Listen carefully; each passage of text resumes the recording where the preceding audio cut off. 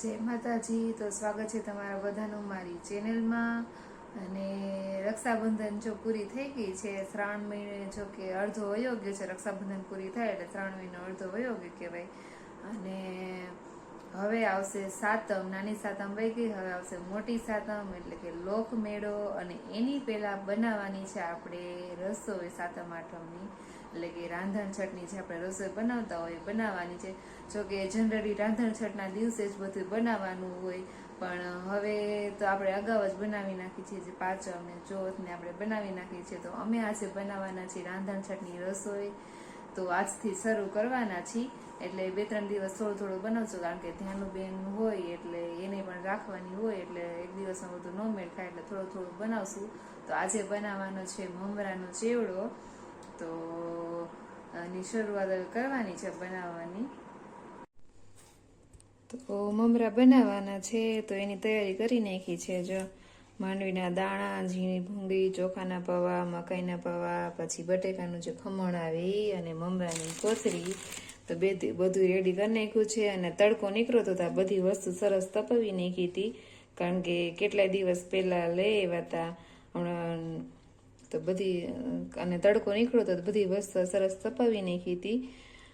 અને આ બધી વસ્તુ અમે કેટલાય દિવસ પહેલા લઈ આવ્યા હતા, કારણ કે હવે સાતમ આઠમ જેમ નજીક આવે એમ કરિયાણાની દુકાનમાં ટ્રાફિક થાય, તો અમે જ્યારે ટ્રાફિક નહોતી ત્યારે બધી વસ્તુ લઈને અગાઉ રેડી કરી નાખી હતી। તો હવે બધી રેડી થઈ ગયું છે, અને બનાવવા માંડીએ મમરા। તો પૌવા ને એવું બધું તળાઈ ગયું છે, મમરામાં નાખવાની વસ્તુ બધી, અને હવે એમાં એડ કરવાનું છે। અને ચણાની દાળ ને ચવાણું ને એ બધું જો લઈ રાખ્યું છે, અને સેવ એક બાકી છે, એ હજી બનાવવાની છે મમરા થઈ જાય પછી। તો હવે એડ કરી દઈએ બધું મમરાની અંદર।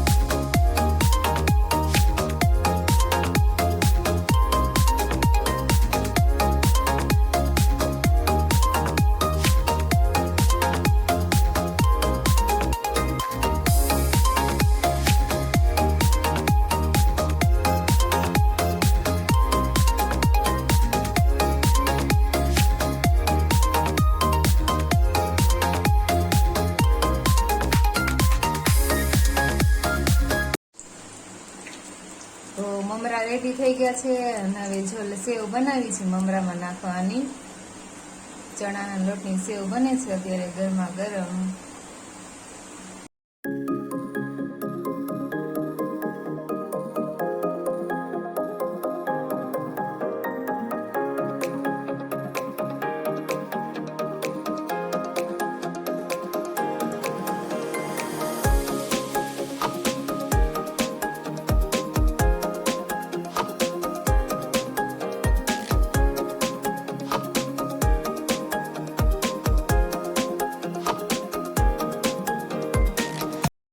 રાંધણ છઠનું રાંધવાનું ચાલુ કરી દીધું છે, ને સેવ મમરા ગાંઠિયા સેવ ને એવું થઈ ગયું હતું, ને આજે પાછી પૂરી બધી ચાલુ કરી છે વણવાની, મેંદાની ઘઉંની। તો લોટ જો બાંધી દીધો છે, અને આઈજામાં ધ્યાનો બને વેલા ઉઠી ગયા છે, રાંધવાનું હતું એટલે જો હાઈ કયો હાથમાં સંચો લઈ લીધો છે, ગાંઠિયા બનાવવાના છે ને એટલે એને બા લોટ બાંધે છે, અને ધ્યાનોબેન ગાંઠિયા પાડવાના છે, એટલે મશીન લઈ લીધું છે હાથમાં। અને ગાંઠિયાનો જો લોટ બંધાઈ ગયો છે, તીખા ગાંઠિયા કરવાના છે, એટલે તો પેલા તેલ મૂકીને ગાંઠિયા બનાવવાના છે। અને અહીંયા હું પૂરી વણવા બેઠી છું, અને ધ્યાનું બે નહીં જ અમારે ખોટીને ખો કરવા નવરા થઈ ગયા છે, પેલા ઉઠી ગયા છે, એટલે જો સંચો લઈ લીધો છે હાથમાં, અને એને આવડે છે કેવું જો। તારે શું કરવું છે? ગાંઠિયા બનાવવા છે? ગાંઠિયા. એને આજે એના ફી હમણાં લેવા આવે છે, વેલા ઉઠી ગયા છે એટલે કે થોડીક વાર લઈ જાવ એટલે અમે રસોઈ બધી બનાવી નાખી. ફિયાન ઘરે જાવું છે? જાવું છે, હમણાં લેવા આવે છે ફુવા. તો હવે હું પૂરી વણવાનું શરૂ કરી દઉં. એમ તો થોડીક મેં કરી નાખી હતી, પણ વચ્ચે ધ્યાનુબેન પાછા થોડીક વાર ખોટી કર્યા એટલે ઊભું થવું પડ્યું. તો પાછું શરૂ કરી દઈએ વણવાનું.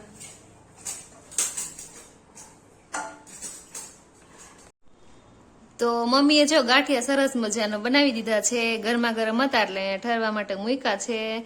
અને જીરા પૂરી કરી છે, થોડીક તરાઈ ગઈ છે, થોડીક તરું છું હું. અને અહીંયા જો કઈક મમ્મી અલગ પૂરી કરે છે, ઓલી લેયર વાળી નો આવે એવી બનાવવાના છે. એને ખાવી હતી કે મારે ખાવી છે, તો ઈ પૂરી બનાવી છે મેંદાના લોટની. તો એના જો મોટા મોટા રોટલા બનાવ્યા છે. અને અહીંયા હું તેલ મૂક્યું છે, ગરમ કર્યું, અને અહીંયા તેલ મૂક્યું છે, પૂરી હું તળું છું. અને આ બધું થઈ જાય પછી બનાવવાની છે ચોરાફળી. તો પેલા તરીને પછી ચોરાફળીનો લોટ બાંધવાનો છે. તો આ લેયર વાળી પૂરી સરસ થઈ ગઈ છે, જો મસ્તની એકદમ ક્રિસ્પી ને બહુ સરસ થઈ છે લેયર વાળી. આ વખતે કંઈક નવીન પૂરી બનાવી છે. અને અહીંયા જો ઘઉંના લોટની પૂરી મમ્મીએ વણી નાખી છે અને હવે તરવાની છે.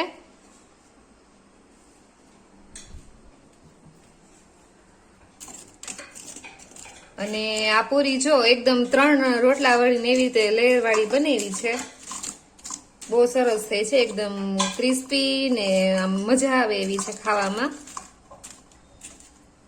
જીરું નાખ્યું છે પૂરીમાં એટલે ટેસ્ટ સારો આવે. અને મેંદાની જ બનાવી છે આ પૂરી.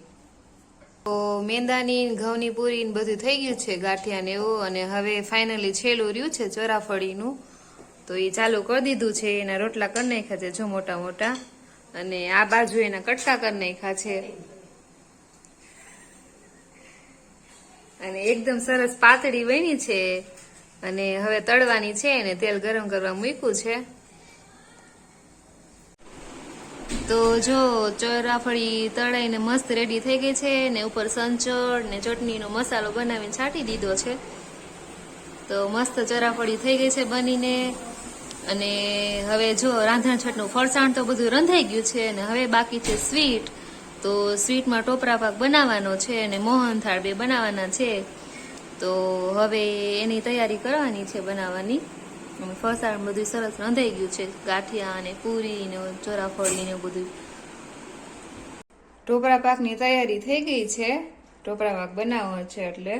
તો જો એના ટોપરા પાકમાં માવો નાખવાનો છે. તો માવો ખમણી નાખ્યો છે, અને માવો એકદમ ફ્રેશ છે, ગામડેથી આવ્યો છે સરસ. તો જો એને ખમણી નાખ્યો છે, ટોપરું ને ખાંડ ને બધું તૈયાર કરી નાખ્યું છે. અને હવે ચાસણી લેવાની છે તપેલામાં.